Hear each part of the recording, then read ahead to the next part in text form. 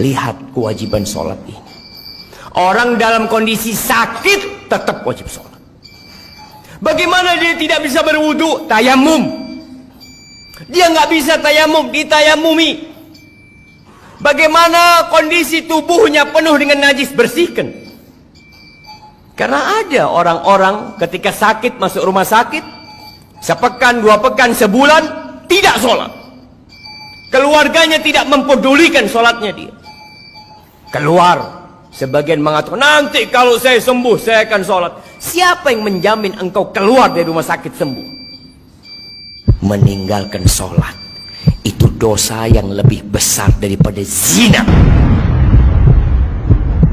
Lalu sebagian kita mereka sholat yang 5 waktu, merasa udah jadi orang baik karena dia tidak berzina, dia tidak main judi, dia tidak minum khamr, tapi dia tidak sholat. Penghuni neraka ketika ditanya, masalakakum fi saqar, apa yang menyebabkan kalian berada di neraka Saqar? Apa jawab mereka? Lam naku minal musallin. Kita bukan termasuk orang-orang yang mendirikan sholat. Sebagian orang, Masya Allah, sebelum masuk jam kerja sudah ada di tempat kerja. Tiap hari dia lakukan itu. Berapa dia digaji? Kenapa ketika panggilan Allah,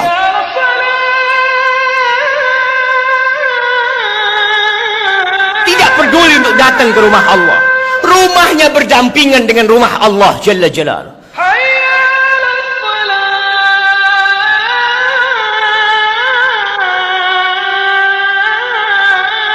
Apa yang kau cari dalam kehidupan ini? Rasulullah sallallahu alaihi wasallam, beliau mengatakan, al-ahdul ladzi bainana wa bainahum as-salah, faman tarakaha faqad kafar. Yang membedakan kita sama mereka tuh, sama orang kafir itu sholat. Maka siapa meninggalkan sholat, dia telah kafir. Pelajari yang sudah sholat, apakah sholat dia sudah benar apa belum?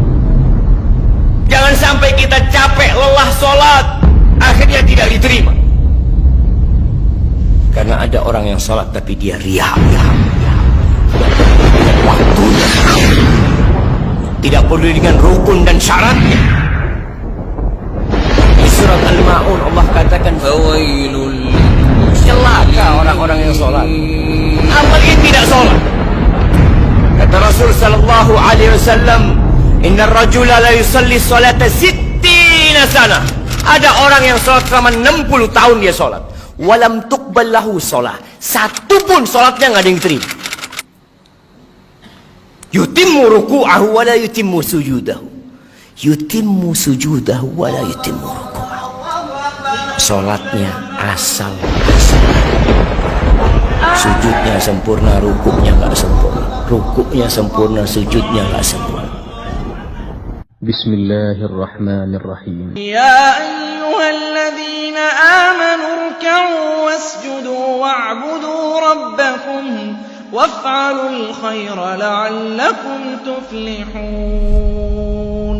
Sesungguhnya perkara yang pertama kali ditanya oleh Allah Azza wa Jal kelak di hari kiamat berkaitan dengan salatnya.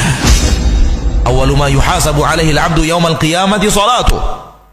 Seorang hamba di akhirat yang pertama kali dihisab dari amalannya adalah salat. Apabila salatnya baik, baik seluruh amalannya. Namun apabila salatnya rusak, rusak seluruh amalannya. Dan sebagian kaum muslimin melalaikan salat, bahkan meninggalkan salat yang meruntuhkan agamanya. Sebagian lagi salat hanya Jumat saja, bahkan sebagian juga hanya salat di bulan puasa saja. Mereka yang meninggalkan salat dengan sengaja, sesungguhnya mereka telah terjerumus ke dalam kefasikan yang nyata, dan ditakutkan mereka akan terjerumus ke dalam kekufuran. Ikhwatal iman, bainar rajuli wal kufri wasyirki tarkus salah, faman tarakaha faqad kafar. Pembatas antara seseorang dan kesyirikan serta kekufuran adalah salat. Barang siapa yang meninggalkannya, jatuh dalam lembah kekufuran. La hadza fil Islam liman taraka shalah. Jangan ngaku muslim kalau dia tidak salat. Sampaikan juga azab, bagaimana azab orang yang tidak sholat. Bahwa orang yang tidak sholat itu lebih besar dosa daripada zina. Orang yang tidak sholat lebih besar daripada membunuh. Orang yang tidak sholat lebih besar dosanya daripada seorang anak berzina dengan ibunya. Tidak ada dosa yang mengalahkan dosa sholat. Wallah, tidak ada dosa maksiat yang lebih besar daripada dosa meninggalkan sholat setelah syirik.